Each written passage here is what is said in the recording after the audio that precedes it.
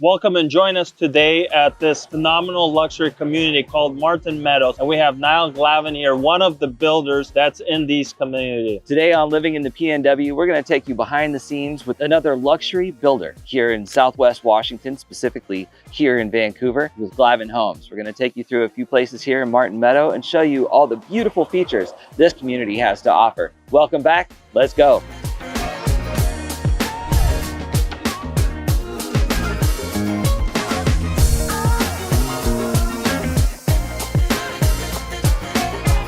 Man, this is a really cool neighborhood. I can see that you got a little larger lot size. All of these homes are clearly luxury. What drew you to this specific area? The thing that drew me to this would be location, the top 3 rules in real estate. Location, location, location. And then we've got quarter-acre lots. They're all fairly flat and level. And then it's a gated community. You can't find gated communities throughout Clark County very often. So those are probably the things that drew me to it. Absolutely, you're totally right. I know the county bucks back and tries to stop people from gating their communities at times. So it's even more exclusive. It's more difficult to get a hold of one of those. Exactly. And absolutely, I would gate this place off. This is gorgeous. This is gorgeous. I'm so impressed by the architecture. Even this one we're walking by right now, I was just mentioning a minute ago, it's giving that airport architecture in the sense that you got really cool big structures going sort of different directions, really modern lines, but it's got this real classic kind of vibe about it. So you guys work primarily in Clark County. You're local, national? Where all do you build at? Great question. Yeah, we're a local builder. I grew up in Clark County and I'm a 2nd-generation home builder. We go outside Clark County a little bit into Cowlitz County, different areas, building, Woodland, Kalama, primarily where people are wanting to build custom homes. Gotcha. So strictly Washington there, you guys don't cross over to Oregon. I hear that a lot recently from a lot of really great builders. Yeah, people ask me to build over there all the time, and my response is, if you buy me a helicopter, I'll build you a house down there. Right? And it about costs that in permits just to get something put up.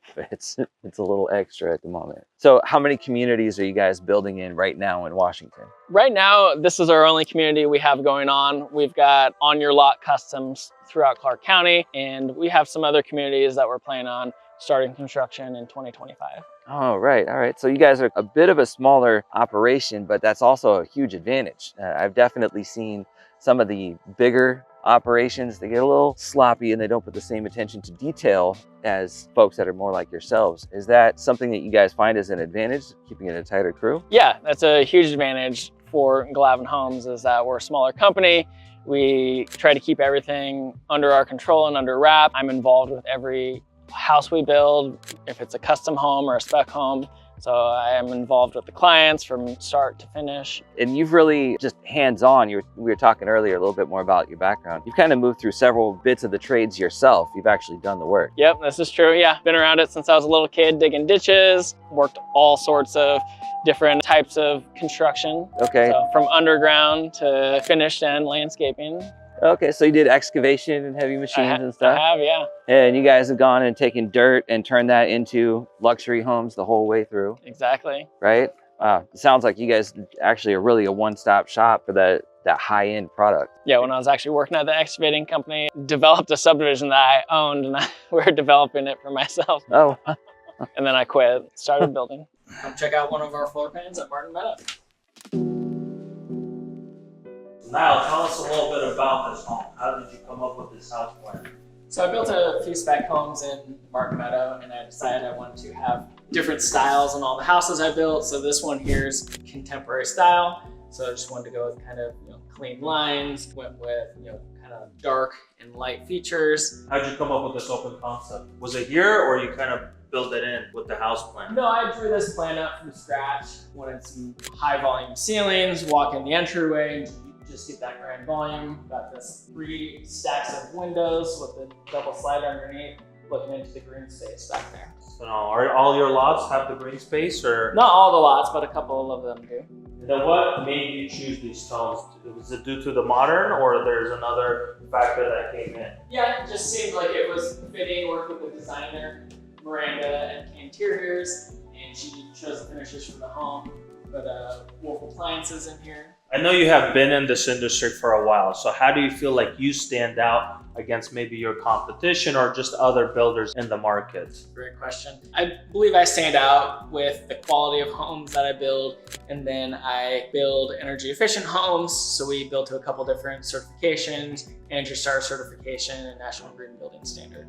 How long have you been doing this? My whole life, been building my whole life, but I've owned Glavin homes for 13 years. I've been around it since I was a kid, basically. How many homes a year do you put into the market, that you take to the market? Not too many. We try to keep everything, kind of under my thumb. So I'd say we do 10 or less a year. Are there particular areas you like more than others? Richfield's kind of up and coming. I feel like Richfield's a good spot. There's lots of commercial going in. The city of Richfield, I feel like, has done a really good job bringing a lot of new things to the community. What other areas did you build, say, the last 15 years? Built all over Clark County. I mean, for years, Camas, had a lot of stuff going on in Camas, and then a lot of stuff seems to shift it to the west side. So Philida, Salmon Creek, Richfield.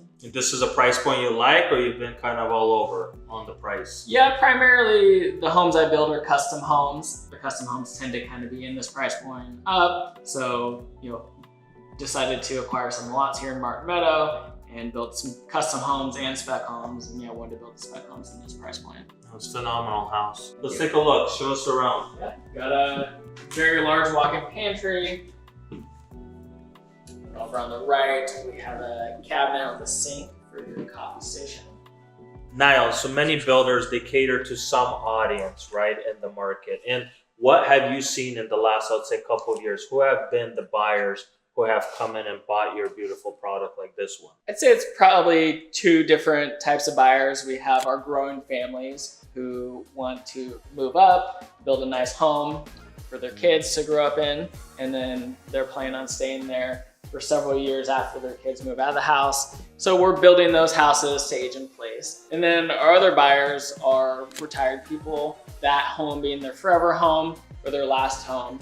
So we're definitely planning on that for aging in place, doing lots of one levels, primaries on the main floor, doing various features, wide doorways, no steps into the house, drop showers, that sort of thing. So people are planning on, growing old in their homes. Now, I just wanted to ask you a couple questions about your involvement in just BIA and the Parade of Homes. I know a couple of years you've built and brought product to that. So can you talk a little bit about the project you did in Richfield? Yeah, so 2022, I developed the subdivision Zephyr Point, and that was the subdivision for the 2022 Parade of Homes. And I built a couple of parade homes in there. One was a spec home and one was a pre-sale custom. So it's just fun. I've been involved in several parades over the years, and just fun to showcase the product and just cool features that you put into houses. Definitely. Can you split that? Because a lot of our hearers ask about custom and spec, and different builders have their different approach. If a client were to approach you about a custom home, like you mentioned, how does that look? Can you give us just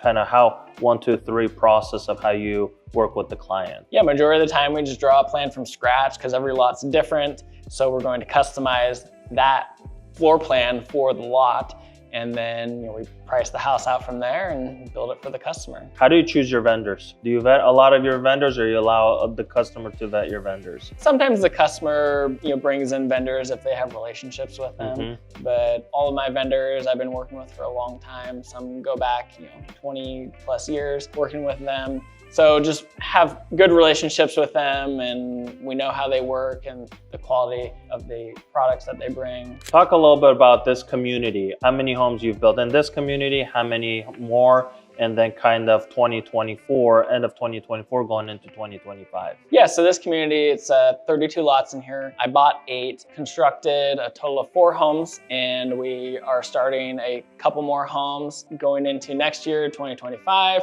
We will have likely a couple spec houses, and then we'll have a couple custom homes under construction. Awesome. So we're kind of halfway through this project. This project. After here, where do you think you're going, and what part of town? Everything kind of looking at is on the the west side, got some projects up the road from here, some nice greenbelt lots that are fairly large, looking at some stuff in Richfield. So just kind of wherever the large lots are, because that's what people are wanting for these custom homes. So they want larger lots. Yeah. And yeah, they're hard to find. Yes. There's not a lot of large lot zoning in Clark County. One of the really cool features about this house, and you'll find it in a lot of luxury homes, they actually use a pot filler. If you don't know what that is, don't just hit this lever. It's gonna dump water all over the stove. But for people who really take their cooking at home seriously, you need to fill pots so you can boil stuff. And this being right here is a huge advantage. And also they're using the Wolf 5 gas burner cooktop. So instead of the old standalone ovens where you get dirty stuff down the sides, these are custom fit in with your slabs, and then they just have cabinetry down underneath. The ovens will be located in a different position. Also, you can see that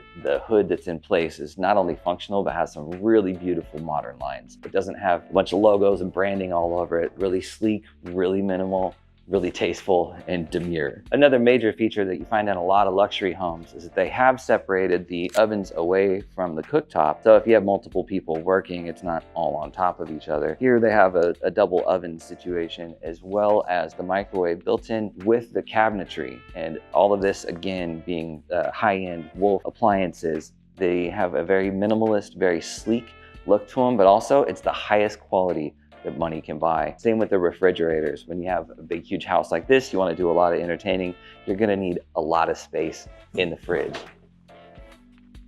That's a big old fridge.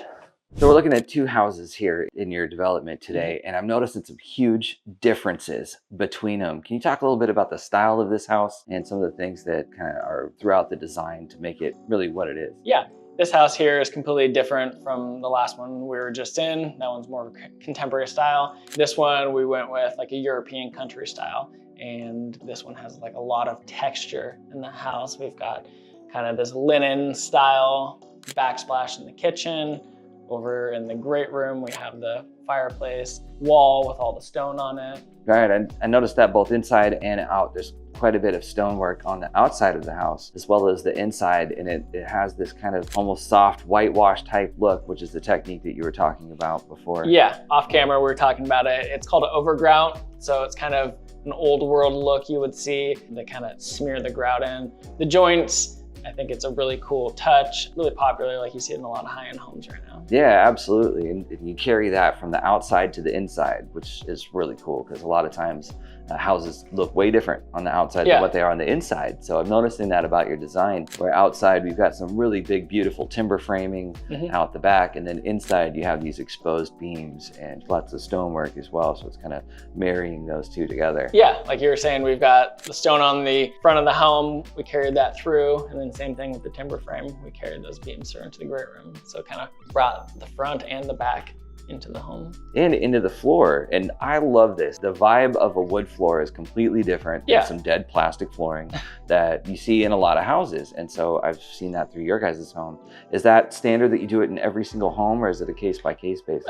Case by case. I mean, we do build some custom homes where people are wanting to put LVP floors in, but I'd say majority of the time we are putting engineered hardwoods into our homes. I love it. I don't see enough of that in the market at all, as I'm showing folks homes in the area. All over Ridgefield is almost all plastic floors. I mean, there's a lot of golden retrievers. So yeah, that's a lot of people that have done the LVP floors, kids or large dogs, and so they're wanting to have durable floors that they can mop and clean messes off. Yeah, absolutely, absolutely. And these floors, they feel like more of a lifetime product. I know when I walk into houses and it's all made of plastic, that it feels like it. You can kind of pick up on the vibe, and this place just isn't giving that. You have a lot of really interesting textures, the soft tile on the back, the interesting countertop, and then you're not using as many dark cabinets. You do have a contrast with the center island, and that's pretty cool when that's different. Thank you. Yeah, I noticed this cabinet actually matches the ones out there, and I'm willing to bet somewhere else in the house as well. There's something that might match that. Maybe so.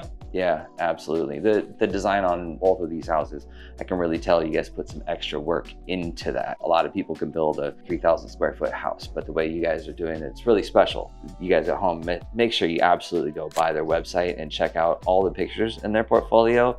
I mean, it's full of just gorgeous homes like this. They're building more right now, and they'll build more in the future. These homes might not be available by the time you're seeing this video, but I promise they've got more coming. If you watched this video this far, first off, I want to say thank you. And if you like this kind of content and want to see more like it, make sure you hit the subscribe button down below. Give us a like, share it, and most importantly, give us a comment. Let us know what you think about this video and if there's anything in specific you want to see from us in the near future. We'll catch you in the next one.